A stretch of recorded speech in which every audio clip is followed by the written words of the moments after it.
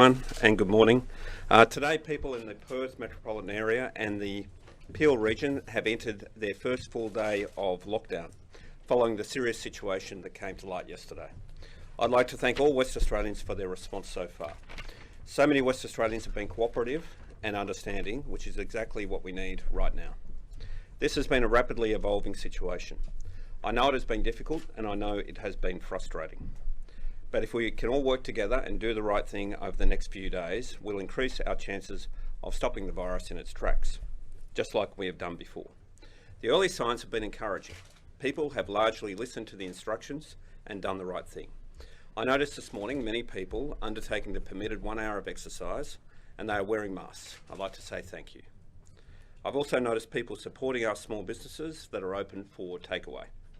I encourage everyone to support our small businesses as much as possible over the next few days. Last night, the goodwill of people was on full display at both the Perth Wildcats and Western Force games. The majority of people decided to stay home, but those who went were spread out, wore masks and followed the COVID-safe principles. It was good to see, and I'd like to say thank you. We need to keep it up at least until midnight Monday for now, while we keep monitoring the situation.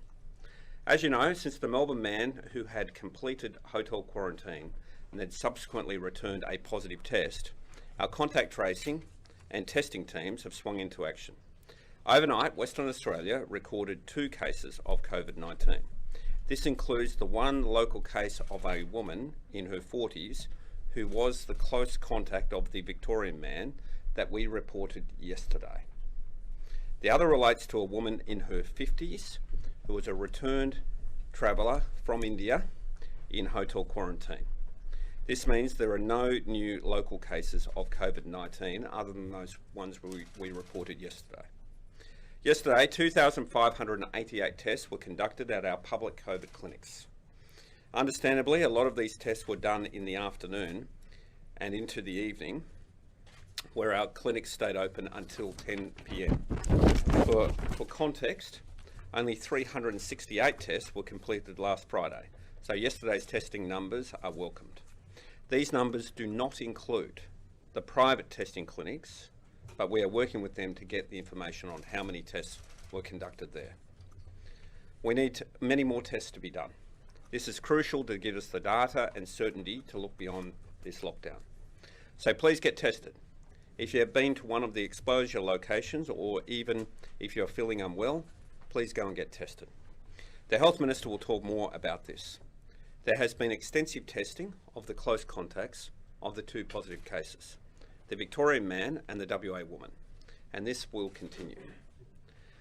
In total to date, we've identified 337 contacts, including 71 close contacts, all of which have been tested or will be today and will remain in quarantine. So far, 27 close contacts have tested negative. There are currently 109 casual contacts, with 60 of those returning a negative result so far. In addition, there are currently 157 other contacts, which are pending classification by our public health team. As the contact tracing team does further work, the number of contacts will increase.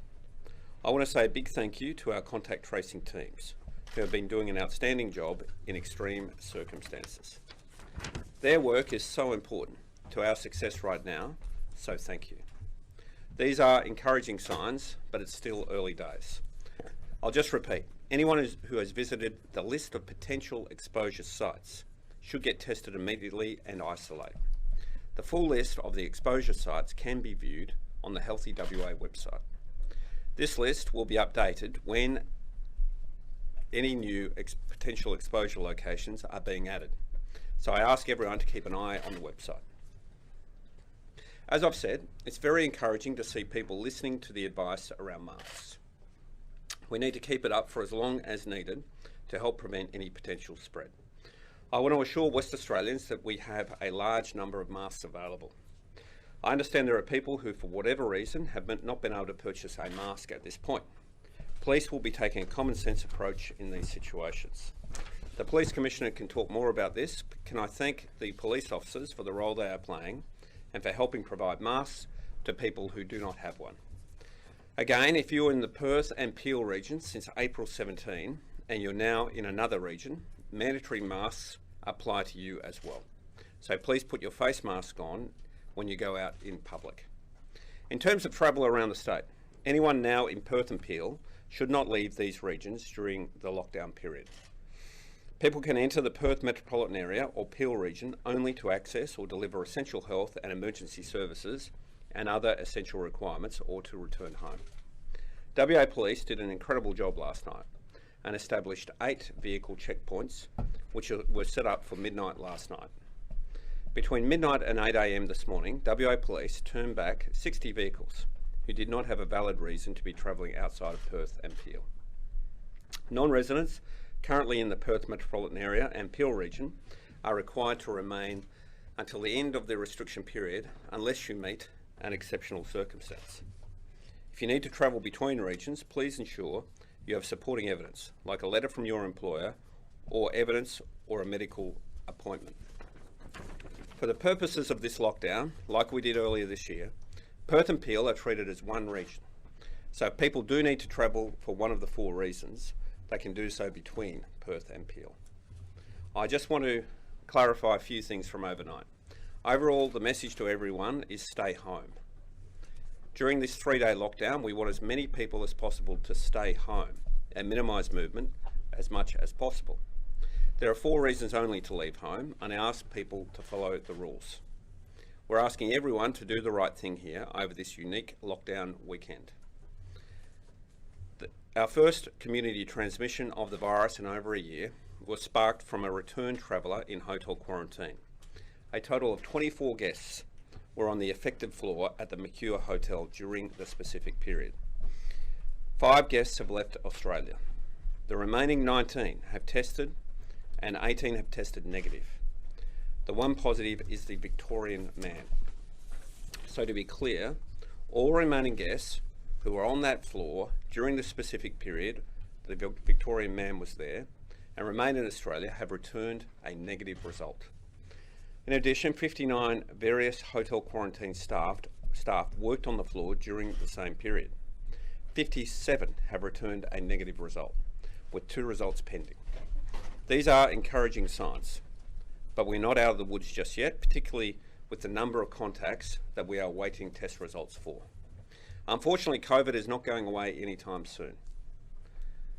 Hotel quarantine is an imperfect system, but is the best system we have, and largely it has worked well, with around 45,000 returning Australians being processed through the West Australian system. Health authorities and governments are still learning about everything this once in a 100-year pandemic throws up.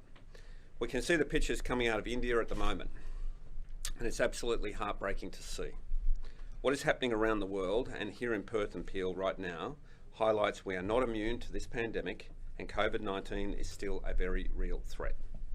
You all know I've been calling for the Commonwealth assistance with quarantine for many, many months now.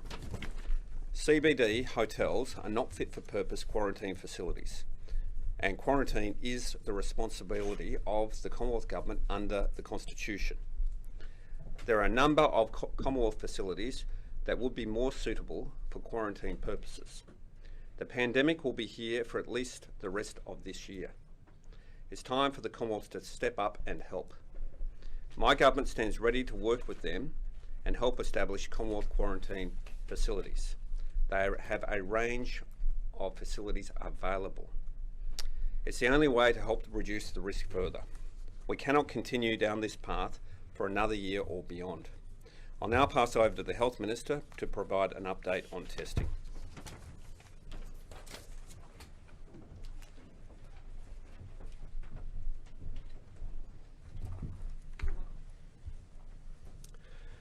Thank you very much, Premier. Thank you very much, everyone. Can I first of all start by just thanking all the staff who this weekend in particular are working in hotels, testing clinics, contact tracing teams and vaccination centres. We thank you for your great dedication and for keeping Western Australians safe. Can also thank everyone in the community for their patience and their cooperations so far. This is obviously a difficult situation, but the widespread support from the community makes it easier for everyone. Our health teams have been working extremely hard behind the scenes, particularly at our testing clinics and our contact tracing centre, and will continue to do so in the coming days. In regards to the clinics, can I deliver this message? If you are experiencing any symptoms, get yourself tested. If you have been to any one of the potential exposure sites, get yourself tested. And if you're in any doubt, please get yourself tested. We need to do as many tests as possible to find out if there is any COVID-19 in the community. There are numerous clinics open today and over the long weekend. Getting a test is free, whether it is in the public or private facility. You do not need a referral, even if you are attending a private pathology collection centre. As the Premier said, yesterday we had 2,588 people tested in the WA COVID clinics. I can provide you with further information to say that in our private clinics, a further 1,489 people were tested. So far, that means over 4,000 people were tested in Western Australia yesterday. There are more than 25 testing locations in the Perth and Peel region, so please attend one close to you. The Department of Health clinics are at Armidale, Fiona Stanley Hospital, Joondalup Hospital, Royal Perth Hospital, Sir Charles Gardner Hospital, Midland Hospital and Rockingham Hospital, and all are open until 10 p.m. tonight. In addition to that, there are many private clinics that are open. Now, there are lines at some clinics but not at others, so a quick check will give you the opportunity to have your test taken as quickly as possible, and if you need any information, please check on the Healthy WA website. We ask people to be patient, bring some water and a hat and be prepared to wait, but as I said, there are clinics that are standing ready for you right at this moment. After your test, you must go directly to home. You must stay at home while you're waiting your test results. You cannot have visitors at your home, and you cannot go to the shops or go for a walk while you're waiting your test results. The importance of the SafeWA app comes into sharp focus during these situations, and it is crucial for our contact tracing teams to have accurate and timely information. Speed is of the essence.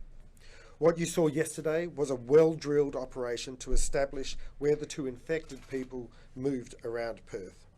And it was very helpful that the woman had been using the SafeWA app, and I commend her for doing so. This has allowed the health team to establish the potential contacts who were at those sites at the relevant times. I can't emphasise enough how important it is for businesses and individuals to use the SafeWA app or a contact tracing register. It has to become a habit for everyone.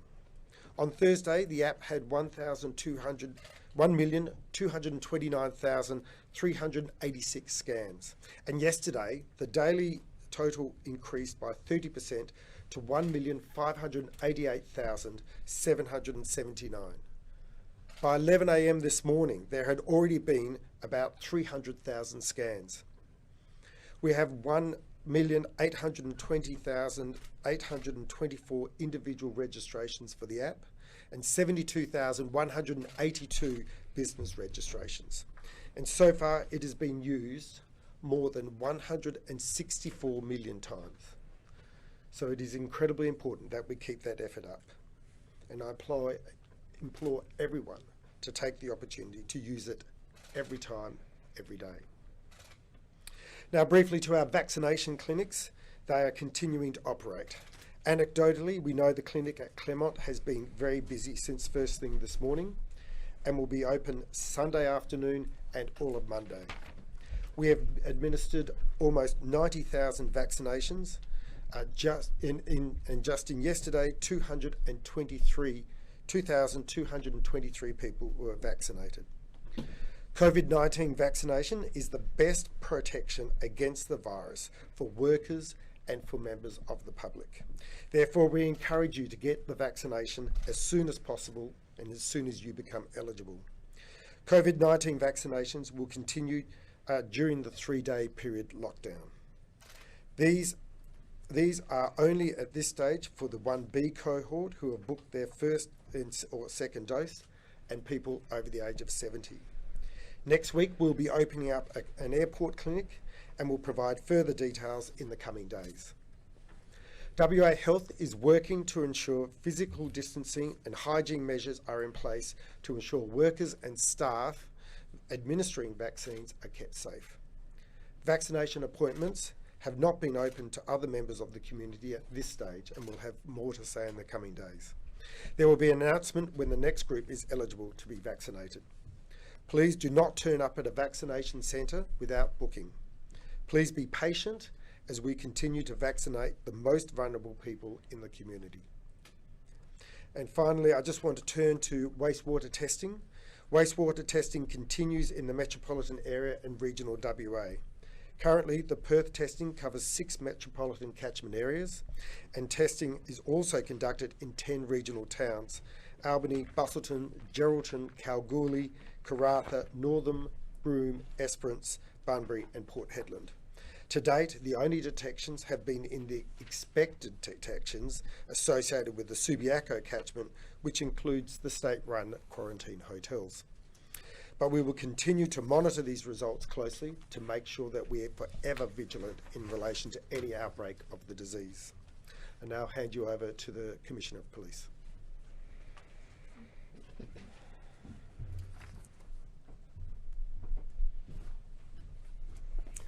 Good morning. I firstly want to start by thanking the people of Western Australia, especially the people living in the Perth-Peel regions, for doing the right thing and for their understanding. As the State Emergency Coordinator, it gives me no pleasure to sign legal directions which restrict our movement, which prevent us from doing the family, community and sporting events that we'd love all to do on this long weekend. Of course, this weekend is a most important day, tomorrow, in terms of ANZAC Day. I would encourage those people that are in the regions outside of Perth and Peel. There are 60 planned events for ANZAC commemoration in the country. Please support your local town and your local RSL by supporting those diggers and commemorating as you normally do. There is no restriction in the country area. Clearly in the Perth-Peel region, what we are doing and what I and many others will do is go to the end of our driveways at dawn tomorrow morning. And we would encourage you to do as we did. It was quite special last year, and although we have to put this restriction in now, that's something that I thank the RSL for their very clear cooperation and organisation with this. They've done a tremendous job, and I'm sure it's disappointing for many. The area that is under lockdown, and just to explain, it is available on the wa.gov website, but it goes from the area from Two Rocks down to Quindanning and to Preston Beach and across to the Avon Valley. The region is quite clear. As the Premier has already said, there are 8 designated vehicle checkpoints that the police have set up from midnight last night, and they are well signposted and whatever. We also, though, have the other roads that we have mobile police that will be patrolling those. Please don't adopt a rat-run approach and try and get around this. We had to infringe a number of people previously. Again, I'm reinforcing, the very vast majority of Western Australians have always done the right thing. Those that choose to break the law, you will incur a penalty. In terms of penalties, we have not issued any infringements for any vehicle checkpoints at this point in time, but we have already prevented 60 vehicles and their occupants from travelling across that particular interstate border because they did not have the right exemption to do that. So please don't try and test this. The purpose of this is to support the Department of Health, to protect us all, to stop people's movement over this 3 days. That's the purpose of it. Not to frustrate you, but to keep us all safe. So the simple approach to this lockdown period until Monday midnight is do not leave home unless you have to. It's as simple as that. In terms of infringements for masks, we had one person that failed that test last night, a woman at the rugby who police spoke to because she was not wearing a mask. I would characterise it as having failed the attitude test, so she has been issued with a $1,000 infringement. We've had no other infringements issued to date, and like the Premier observed, I too have seen many people out and about, and they've all been wearing masks. And once again, thank you for doing the right thing. The closing comments, I just want to extend my thanks to the police, the health workers, those at the vaccine and the COVID clinics for doing such a tremendous job. These people are not enjoying the 3-day break. They've been working tirelessly, most of them for well over a year. I know from a policing perspective, I've got officers that have worked 3 weeks without a break, and I've had to suspend rosters. They are working really hard to protect all of us, and I add that to obviously the health and the other workers. Please do the right thing, get that testing done, and we will get through this time. We've proved our resilience before, and I'm very confident that you'll do the right thing once again. I'll take any police-related questions, and then obviously there'll be others. If there's none, I'll sit down.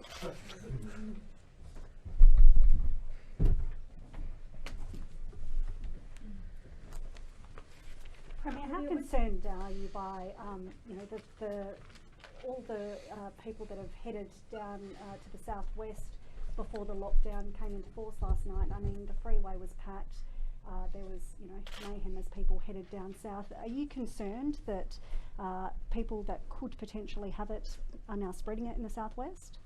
Well, we asked people not to. Obviously, we only made the decision on what we would do late yesterday afternoon, and it took some time to implement, and we couldn't implement before late last night, the roadblocks and the like. So all I'd say to all those people who have left Perth anytime since the 17th of April, if you can wear a mask, exactly the same as the people in Perth are, and just be careful and act sensibly. Is the only requirement for them to wear a mask? They don't need to lock down in the southwest if they've been in Perth, Peel? I might get the Health Minister to answer that, but certainly wearing a mask is a requirement. This woman who worked at the dental clinic, was she a dentist, and is she self-isolating now, or is she in a hotel? Again, I might get the Health Minister to answer that. I understand I don't want to go into too many details, but I understand she worked as a receptionist, and I understand she is in isolation obviously at the moment. Where exactly that is, I don't have that detail, but perhaps these chaps do. Was she related to the man that was No, I understand she was a friend, and so she was a friend of the gentleman who came from Shanghai, and he obviously came out of hotel quarantine on the 17th. He was here for 5 days. He interacted with her, spent time with her, travelled around with her a bit over that period of time, the 5 days he was here. He stayed a few nights at an accommodation facility associated with St Catherine's College at UWA. The good news around that is it wasn't actually in the college itself. They have a sort of a separate accommodation facility that they rent out. I've seen a picture of the rooms and the like. It's a self-contained facility, so he wasn't living in a dorm or in a corridor full of students. So that is good news, and I hope that allays some of the fears of parents and students at St Catherine's. They attended a rather busy lip-syncing event or something there? I don't know anything about that. I do know that he attended a range of events around Perth. Obviously, we are tracking every one of the events. We are publishing them. More, I expect, will come to light, and we'll publish those. If people have attended any of those places that he or she were at, there's a requirement they go and get tested as soon as possible. There's no more JobKeeper anymore, so what kind of compensation will you be giving businesses suffering from this lockdown? Well, we haven't worked that out, and we'll obviously look at that. But the best thing we can do is ensure that there is no spread of the virus and we get life back to normal as quickly as we possibly can. So that's our intention. That's why we've taken this step.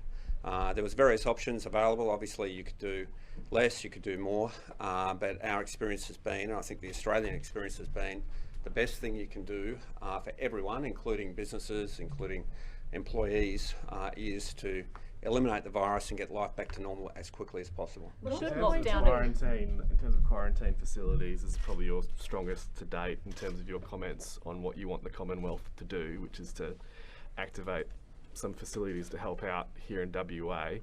How will you force that issue, and what can you do differently to what you've done before in terms of asking for that? Well, we've requested a reduction in the cap. So just so everyone understands, Western Australia is taking in around 1,025 returning people each week. So at any given point in time, we have over 2,000 people in CBD hotels under security. And that's a lot. For a state our size, that's a lot. That's the most per capita of any state in Australia. I wrote to the Prime Minister yesterday afternoon asking that we halve the cap, that we go down to 512, and that that be implemented as soon as possible. We're awaiting a response, but we expect a positive response from that, because obviously the pressure on our hotel quarantine system results in, very rarely, but sometimes, these sorts of things occurring. As I've said before, and I'll say it again, I mean, we pay for these hotels. The state government picks up the cost, not the Commonwealth. State governments all over Australia are picking up the cost of these hotel quarantine facilities and people returning. These hotels were not built for this purpose. They were never built to be quarantine facilities, but we've repurposed them and we're using them that way because we have to. And that's because the Commonwealth won't use their facilities. They've divested responsibility and handed it to the states. And they've refused so far over the course of this year to use facilities that are actually purpose-built for quarantining. Actually purpose-built. They say no, they won't use them. So as I've said before, Christmas Island and Curtin Air Base. Curtin Air Base has capacity for around 1,500 people. We're heading into the cooler months. It's up near Derby. It's available. It's sitting there. It was used for asylum seekers for years. It's there and available. It's more isolated. So, you know, I mean, I'm getting to the end of my tether with the Commonwealth handing responsibility to the states and not doing and not helping with this responsibility. Because, as I said, 45 or so thousand people have been through our hotels. You think about that number. That's like the population of 1.5 times Kalgoorlie's population have been through hotel quarantine facilities. In the course of the last year, we've had 2 incidents out of that. But those 2 incidents result in debilitating outcomes because we have to do things like this to manage it. And that's why we've said to the Commonwealth all the way along, and I think it's becoming more urgent. I suspect all the states are getting pretty heartily sick of it, that they have these facilities that are available and they refuse to use them. So we're saying to the Commonwealth, it's time they step up. If the Commonwealth maintains that position though, what about facilities that are in your control, Rottnest, FIFO mining camps? Well, we don't control FIFO mining camps, but in the case of Rottnest, we did use it for cruise ship passengers. It's there. There's obviously issues around Rottnest, issues of security, issues of interaction with tourists who are over there and staff. It was never built for the purpose of quarantining, but obviously it's there and available. One of the problems with Rottnest, of course, is each villa, if you like, might have 6 or so beds in a range of, each total villa might have 6 or 8 beds in 3 or so rooms. You can't put families who don't know each other into the same facility, so, you know, into the same room, into the same villa. So there's a range of logistics issues around with Rottnest, but obviously it's there in the future. But the best solution is purpose-built quarantine facilities that are currently sitting there unused that the Commonwealth could use. But if they won't do that, I mean, Rottnest is empty now, the tourists have been sent home. Are you now at the point where that needs to be on the table? I want us to consider what options are out there, including Rottnest. There are some issues with Rottnest, like there is with everything. But I think reducing the cap is very important. That will help.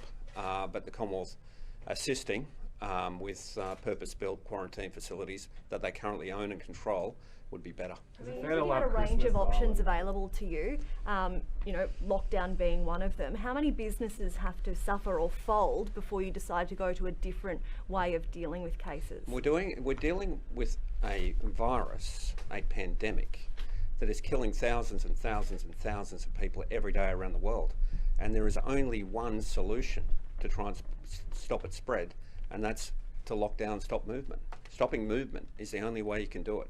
Slowing movement is the only way you can do it. Until the population is vaccinated That's our only tool. That's been the history of pandemics throughout the ages. The tool is to stop movement and stop spread. There are no other tools apart from vaccination. As we know, the vaccination program has its own set of issues. And I'll just urge everyone to get vaccinated. I know there's been some issues with vaccination as well, but as of May 3, over 50s will be able to be vaccinated in GP clinics or the state clinics that we're setting up. And I'd urge everyone to get vaccinated as soon as possible. As once the Australian population is vaccinated, that allows us to have more flexibility in what we can do. Would it be fair to lump Christmas Island with the? Hey, would it be sorry, fair sorry, with, Peter? sorry, would it be fair with Christmas Island to have quarantine happening there when we know there's issues with quarantine hotels across the system, even with Howard Springs up in Darwin? You've got a small community there, not the best health facilities, which are quite far away from the mainland. Would it be fair for those people who live there for that to happen when it could get out? Well, they're quarantine facilities. That's what they're built for. Both it and Curtin. That's what they were built for. There's Yonga Hill, there's army barracks and the like. And they're often more isolated from big populations. And they do have health facilities, and they're in proximity in any event, a short, relatively short, plane trip to health facilities. So, I mean, with this pandemic, apart from stopping all Australians returning home, there is no easy answer. But it seems to me that purpose-built quarantine facilities are a better answer than CBD hotels that were never built for this purpose. What about moving positive cases to hospitals, which do have purpose-built facilities, like they do in Brisbane and I believe Melbourne now? They've had issues as well. They've had issues with this, the health advice we have is it's best to leave people in place when they're identified as being positive. So whatever you do, there's issues. So let's imagine you move everyone into a hospital. Well, then you have all the transportation issues. You have all of the people who handle the people in question. And then you have the risk inside a hospital, which inevitably has people who are higher risk within it. So whichever option you adopt, they all have issues associated with them. How is it possible that we've gotten this far into the pandemic and we're only just getting research on the ventilation of hotels? Was there not research done at the start of this as to which hotels are best for this type of thing? Well, we're dealing with a pandemic that no one knew was going to come along and no one predicted, and we had to put a system together overnight. And acquiring hotels was not easy, and we had hundreds of thousands of Australians clamouring to come home to Australia, clamouring, banging on the doors of embassies to come home. So we had to put a system together quickly and use hotels that were available. So we've got 9 hotels, big high-rise hotels in the city, and we obviously had an issue in January, the first issue, and so we then did the ventilation assessment out of that. And obviously we learn about the virus as it goes along, how it can transmit. We've done our best, and as I outlined to you yesterday, all sorts of mitigation measures we've put in place, all sorts, in terms of managing people and in terms of improving the facilities to try and mitigate the risks. But with hotels, there are risks. And every state has been through this. Some states on multiple occasions. Melbourne in particular and Sydney in particular. Sydney had the same issue as us this week with one of its hotels. These are hotels that were not built for this purpose, I repeat. They were not built for this purpose, and we have to manage them and make them as fit for purpose as we possibly can in an imperfect environment. Premier, when will the ventilation report into the Mercure be published? And I know this was asked and answered yesterday, but just trying to clarify, when did you see that report? When did the Health Minister see that report? When did the Chief Health Officer see that report? I got some correspondence or something, an email or something on the 16th of April. That was the day before the man from China was released after his 2 weeks. All of the reports that we get indicate that the hotels can be mitigated to reduce risk. It doesn't actually say close hotels. In the case of the Mercure, it indicated it should transition into use for seasonal workers from Tonga and Vanuatu. But obviously we'll review that further now in light of what's occurred.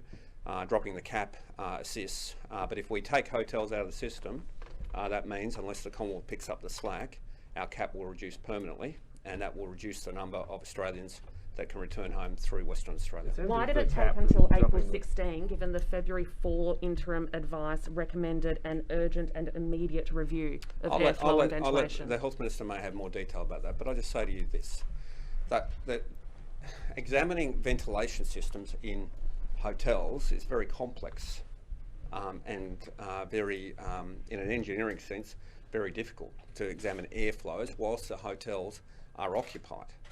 And so that was an ongoing task that the Health Department was managing. And it takes some time. We couldn't clear everyone out of the hotels. We couldn't stop the inflow of Australians from overseas whilst this was going on. So we had to put in place all of these reviews whilst the hotels were occupied. So it's just not an easy thing to do. In terms of, I just want to raise one more point here. I touched on it the other day, but the Commonwealth letting people leave Australia over the last year or so for sporting events or for a funeral somewhere, things that aren't, it's not absolutely necessary, particularly when you're going to COVID-laden countries. It's a risk, and so that has to obviously stop. I heard of cases over the course of the year, people going off to athletics carnivals in parts of Africa and parts of Europe that were overrun with COVID, and then they want to come back home, obviously, and some of these people are positive, and that's putting strain on our system. People going to India at the moment from Australia just has to stop. We can't have people go to India and then come back infected with COVID and then put everyone at risk, including themselves.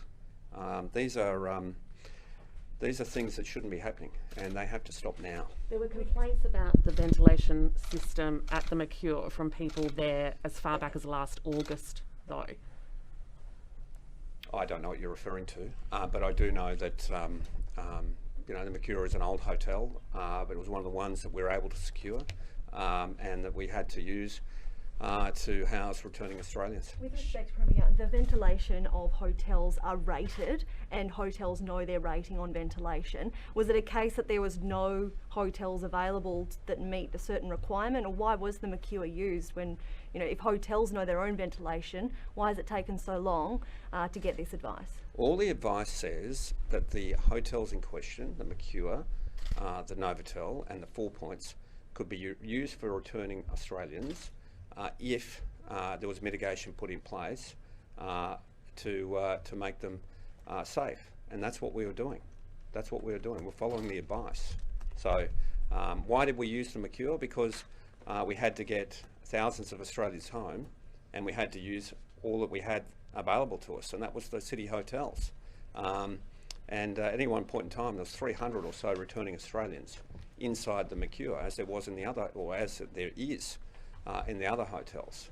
That's why we did it, and the advice said that they could continue to be used if mitigation was put in place, and we put in place mitigations. We moved security guards up corridors, we made everyone wear masks, put in place HEPA filters. We're requiring everyone to be vaccinated, done CCTVs either installed or is being installed. All those things are happening as we speak. So is Were that the why staff in there terms wearing of, fit tested N95s?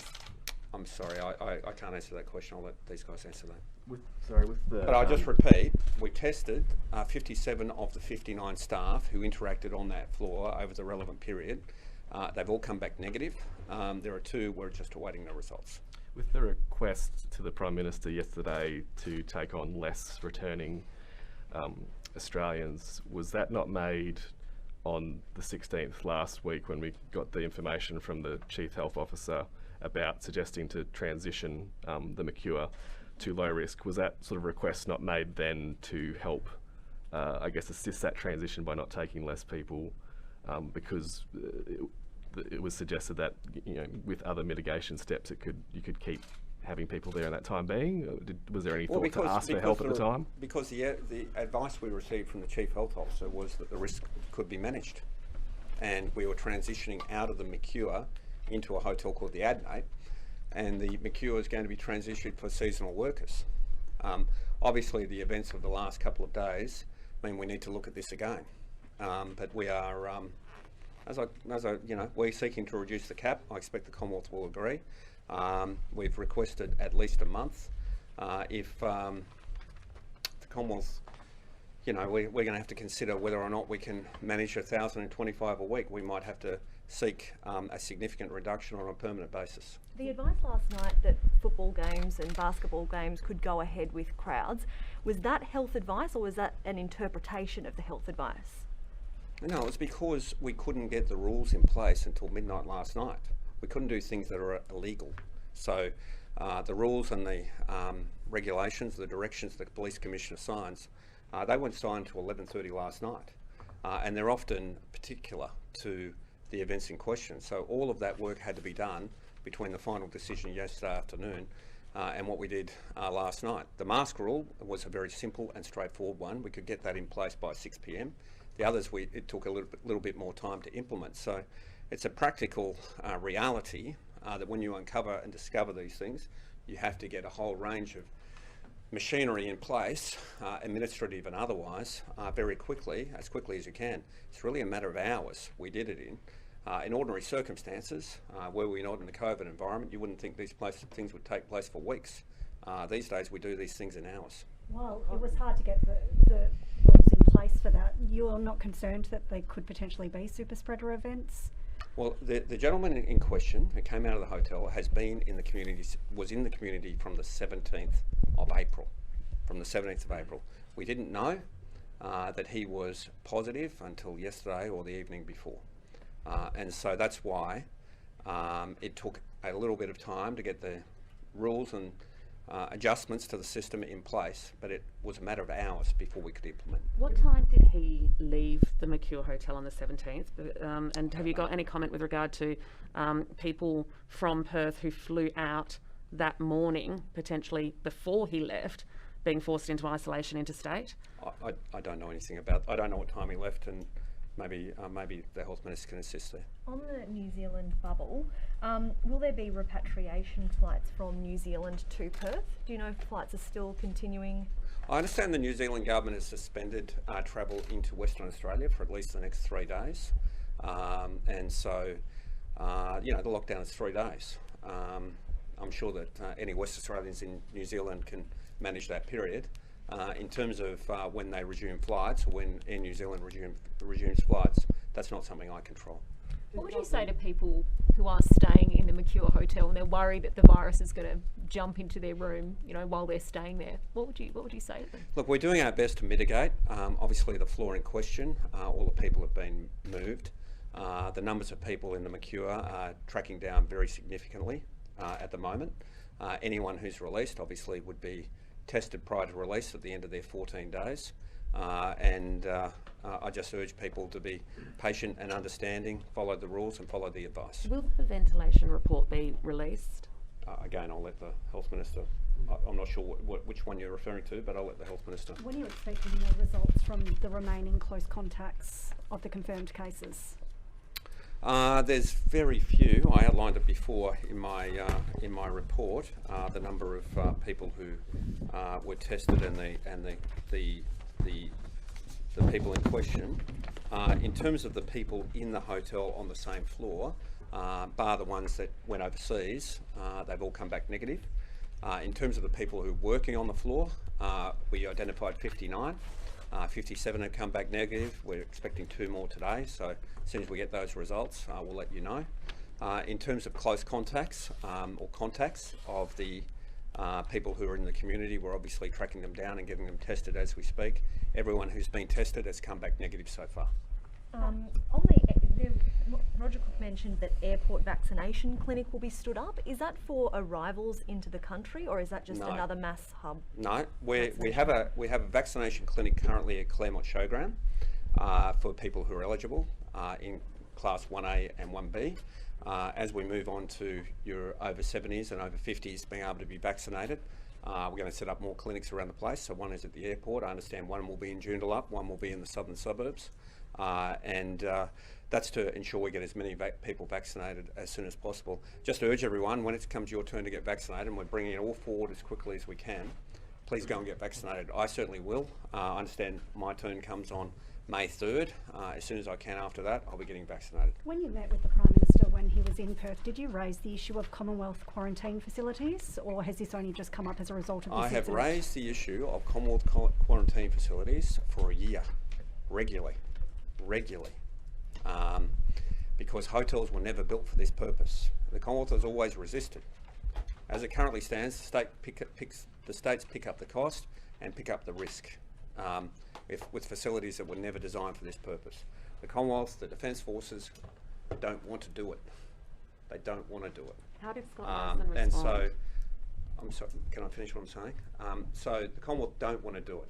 So we've raised this issue on numerous occasions with the Commonwealth, in writing, in briefings, publicly, National Cabinet, done it numerous occasions. But obviously what's occurred here in the course of the last few days means it's more imperative than ever. COVID is going to be around for at least another year, perhaps longer. There are quarantine facilities that were built for these sorts of reasons, and they should be used for it. The idea that somehow we just go out and start again and build something, which would probably take years, is not the right solution when you already have facilities that are sitting there unused.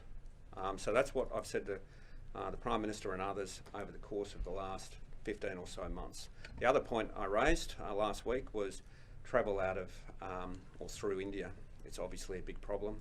Obviously there needs to be some significant changes take place there. But just to confirm, you raised it in the meeting last week with him? No, I didn't raise that in the meeting last week because I've raised it over the course of the year, and the issues of the last few days obviously hadn't occurred last Thursday. But I did raise the issue of the travel from India, and obviously the Commonwealth made some changes subsequent to that meeting. You mentioned Lots of countries have had outbreaks over the last 18 months, so why is India a priority now?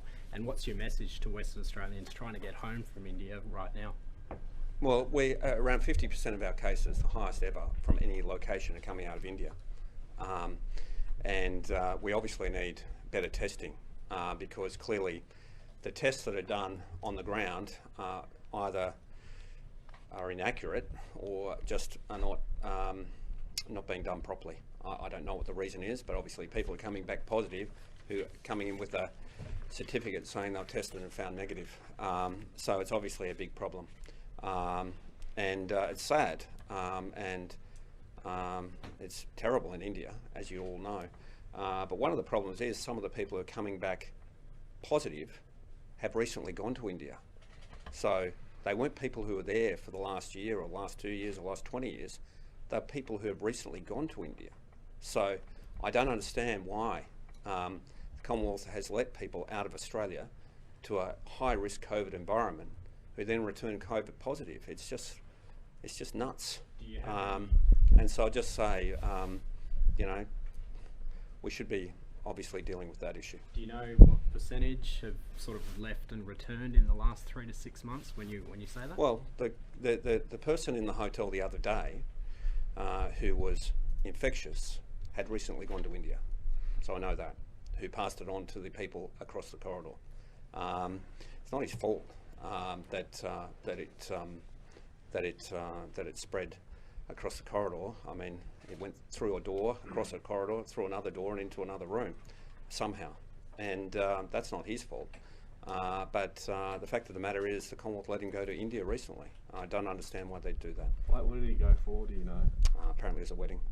And then in terms of, you gave an example before about athletics, someone going to Africa for athletics. What sort of level of competition was that? I don't know, but it doesn't make sense to me. We're in a pandemic which is killing millions of people around the world. I would have thought an athletics carnival in Africa would come second. So do you think travel should be limited to funerals then? Like people going I don't think, just none at all? No, for high-risk countries, I don't think you should be going to funerals in high-risk countries. We've stopped people having funerals here, attending their families' funerals here, let alone travelling to a high-risk COVID infected country to go to a funeral. Is there a greater level of concern this time around that there'll be less public acceptance of the lockdown, given Perth's already had one, there was no community spread there, a few months later, are you worried that there might be more blame, less acceptance? West Australians are very good about these things and very understanding. I just urge everyone, as the Commissioner said, to follow the rules. We just do what we have to do. We just do what we have to do in difficult circumstances. That's been the life of this state, and certainly the life of the people sitting here over the course of the last 16 months. Was it a tougher call this time around? Well, there was 2 cases in the community. There was 2 cases, and they've been to a lot of locations. And so obviously you have to act and think quickly. Countries that don't act and think quickly obviously have terrible outcomes. And it's far better to do something harsh and difficult for a short period of time than have a long, lingering, painful experience. And that's the United States, a long, lingering, painful experience because they weren't prepared to do difficult things. Britain, long, lingering, painful, mortal experience because they weren't prepared to do difficult things up front, and they still aren't. I just reckon you're better off doing something difficult, ripping off the Band-Aid and hopefully fixing the problem rather than having a long, painful, horrible, lingering experience. And Premier, you said that you were going to try and compensate the businesses who are having a painful experience right now. What kind of options are you looking at? That's obviously, we're one day in. That's something we'll examine, and we haven't made any decisions on that. But obviously there's the 3-day lockdown, which doesn't sound long, but for businesses there's going to be a progression in restrictions being allowed back again, in terms of people being allowed in their venues. So look, I can't answer the question any better than I just answered it. We'll look at that. Obviously, getting things open as quickly as possible and safely as possible is the best solution for businesses across the state. Dr. Andrew Miller has said that these cases of community spread are a result of, quote, gross negligence. How do you respond to that? No, he's totally wrong. It's really easy just to throw stones. It's just really easy. And it'd be far better if he was more constructive. Premier, with regard to the sporting events that occurred last night, did the government consider simply reaching out to the Wildcats and the Western Force and saying, look, can you play behind closed doors while we're preparing the paperwork of doing the, dotting the I's and crossing the T's? Well, we requested, as you might know, to people yesterday just to stay home. We made a request to the public to do that. I understand that significant numbers of people did, but we didn't have the legal authority by the time the people were already on the way to the games yesterday in order to close them down. So we did that as quickly as we could, and we acted as quickly as we could. We acted in a matter of hours, to be honest with you, and we did it as fast, quickly and efficiently as we could. Thank you.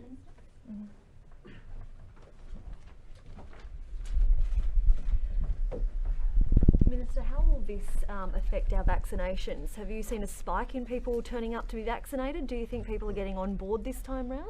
Anecdotally, we heard that there was a queue outside the vaccination clinic at 7:30 this morning. So clearly, I think people have had a bit of a wake-up call in that the virus is still out there. And the only way that we can push back against this virus is by mitigating the risks associated with any exposure, particularly international arrivals, and by getting ourselves vaccinated. So I commend those people who are taking the opportunity to do so. And obviously on the SafeWA app, you've seen, obviously a jump today, I think you were saying. Do you think people have become complacent with that though in the last few days? Has it dropped away? Well, I think it's only human to expect that in a place like Western Australia, where we've done such a good job as a community of controlling the virus, making sure that we keep each other safe, that there will be a level of confidence that comes with that, and that might be in a situation where people aren't as vigilant about all the measures we need to take. Clearly, the opportunities that this represents is to remind ourselves that we have to continue to be vigilant against this virus, making sure that we do all the right things. Stay at home if you're unwell, making sure you use the SafeWA app, good personal hygiene. All these things continue to be as important today as they were at the beginning of the pandemic. Do people who travelled down south before midnight last night from Perth and Peel have to lock down on their long weekend holiday now, or just wear masks? No, they should wear masks if they're moving around the community, and they should only move around the community for essential purposes. So they should be locked down in their holiday home or wherever they're staying? That's my understanding of the directions, and we just want to clarify for everyone that even if you left the Perth and Peel region last night before the directions were put in place, you are subject to the directions that say that you need to wear a mask when in public, and you should only be in public for essential purposes. Are you concerned that that message wasn't, I mean, that didn't seem clear at all yesterday? Is that a new message that you're saying today? Or? No, we're absolutely reinforcing that message, and in all these circumstances. And yesterday is a great case in point. We learned about a positive case sometime between 8 and 9 a.m. yesterday. We learned about another positive case at 1 p.m. and by around about, I think, 1:45, 2 p.m, we were in front of you all and in the public of Western Australia to respond to that. So yesterday we had to move quickly, and whenever these things happen, things aren't perfect.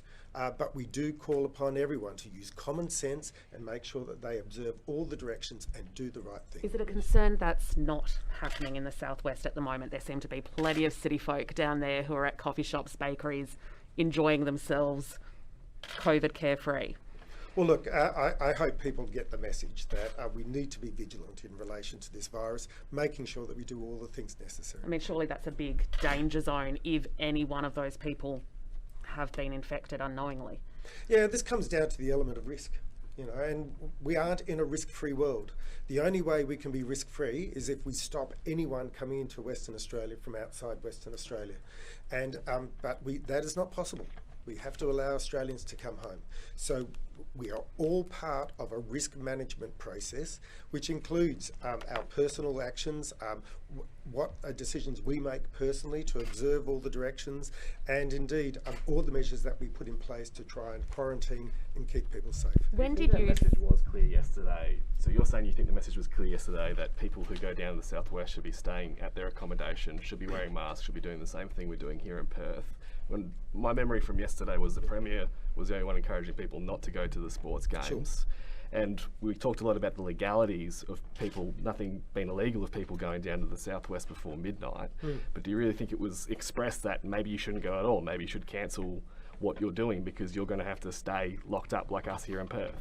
As I said, we were moving quickly yesterday. I want to make it particularly clear to people today that you are subject to those directions, and those directions came into force at 12 a.m. last night. When did you receive the ventilation report, and will it be published? Look, we received advice from the Chief Health Officer, as the Premier said, on the 16th of April, which was his analysis of the reports, plus some summary items which have all been made public. To your earlier question about whether we'd make those reports public, there's no reason why they shouldn't be public, and we'll endeavour to do so. Is that when you personally saw it first, April 16? That's correct. Well, I didn't. I received the correspondence from the Chief Health Officer on the 16th. As difficult as it is, the process for all these reviews and advice, is it happening too slowly when there's a February 4 recommendation for an urgent review of ventilation and advice isn't received until April 16? Well, look, I think we were moving as speedily as is possible.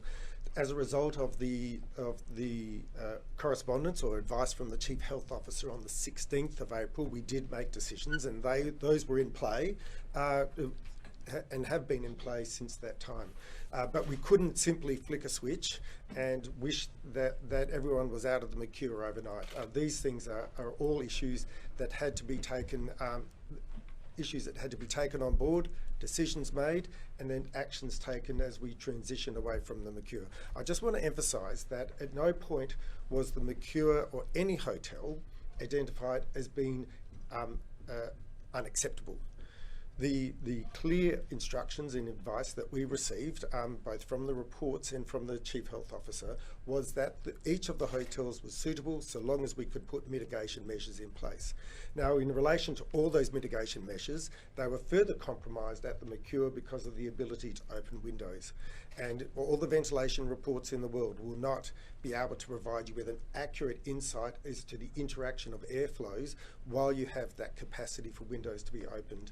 And that's why the Chief Health Officer made the decision to move away from the mercure, and we were able to do so because we're in the process of commissioning a further hotel which provided us with that option. When did retrofitting or the mitigation... Sorry, Pete. When did the mitigation start?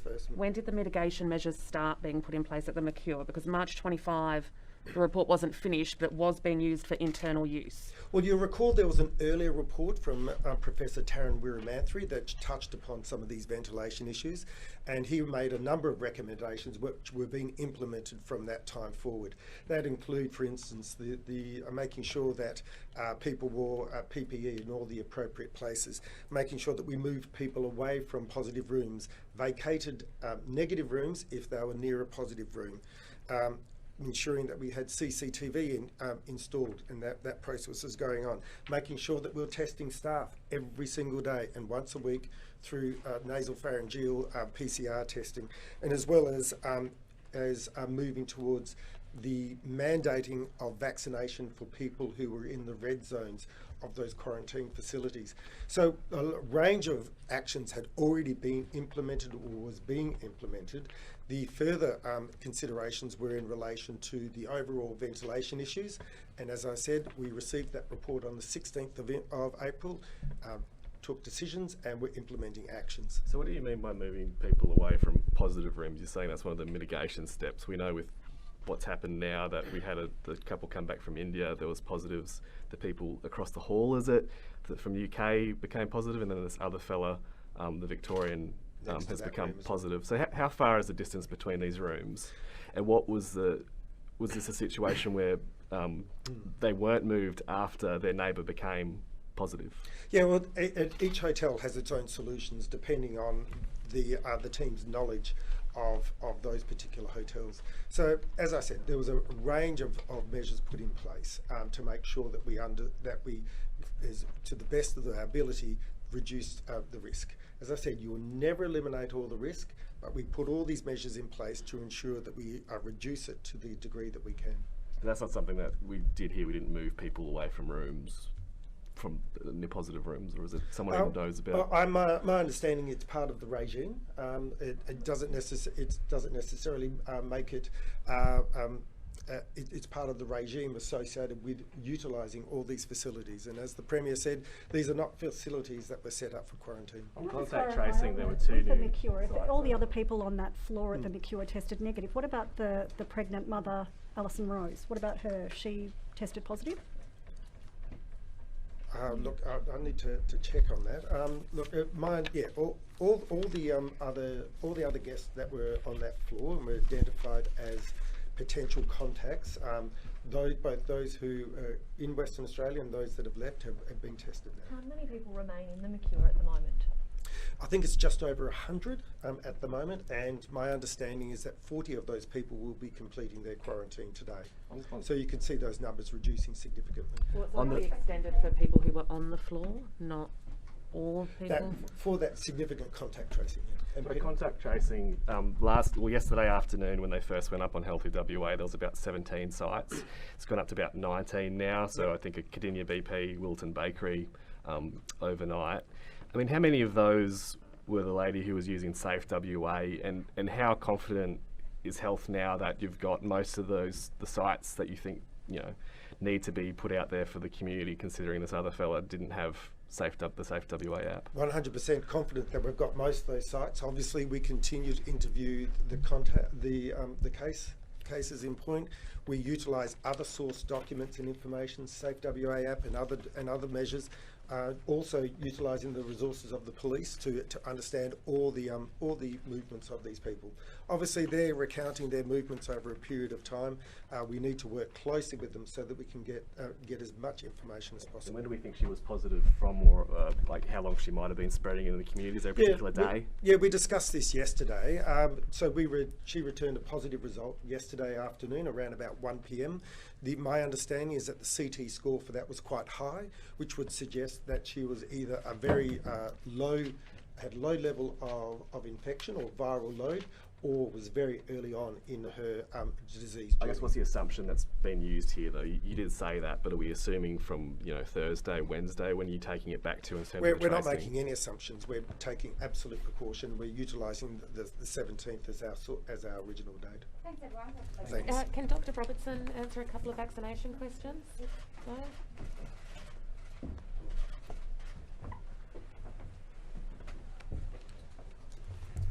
Apologies. afternoon. Thank you. Just the most recent reports of blood clots linked to the AstraZeneca vaccine, one of them includes someone over 50. Does this change the risk matrix at all? No, it doesn't. We've always known that this is a risk that could affect all age groups, but obviously the risk is a lot higher in those who are under 50. And from a risk point of view, if you look at for the population who are over 50, they're the ones who are most likely to get serious disease, and obviously that they have a greater risk of dying if they get the disease. So from a risk point of view, that is a population where having the vaccine is very important. The under 50s, the Pfizer vaccine is obviously a better option. Your advice last night was to have people not turn up to the football and the basketball, and masks. Could you just talk us through your advice and the problems there was with getting it, through the checks and balances, I guess? So the advice last night was obviously, as the Premier has outlined, we were in the process of putting these things in place, and we encourage people not to attend those matches if they could possibly do it, and similarly encourage people to. But one of the mitigating factors was to use masks in that circumstance. What was the risk of people turning up there last night? Look, there is always a risk in any events, and that's why we've moved to a 3-day lockdown. But the mask will certainly mitigate that risk, and obviously the decrease in number and the physical distancing will also help that. The ventilation in the Mercure, when we were talking about the protocols before and in some instances moving people away from positive rooms, do you know why that didn't happen here? Why the UK couple, why the other rooms weren't moved, why people weren't moved to other rooms after that positive result from the Indian family?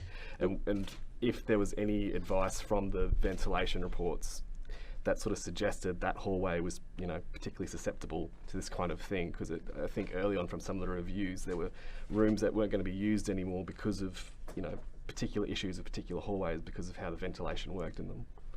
So the air conditioning study of the Mercure showed that some of the rooms were more positive pressure than others, but as to how this actually event occurred still needs to be investigated. A degree of this is going to be due to basically human behaviour. People opening doors at the same time as somebody else opens the door because they're getting a meal, they're interested to see what's going on outside, that kind of thing. So we will never quite know exactly until we've done that investigation as to actually what occurred.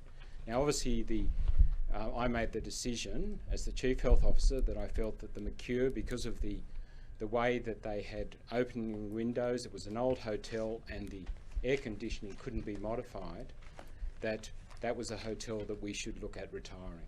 And you knew that on April 8. When did you take it? When you knew that on April 8, when did you take it to the government? And why didn't you take it immediately? I was provided advice on the April the 8th. I didn't know that. That was my initial advice, but I had to consider that advice. These are very complex reports.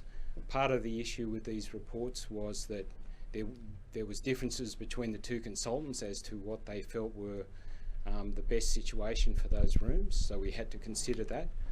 The report that was provided in consultation with my Environmental Health Director, so I had to consider that.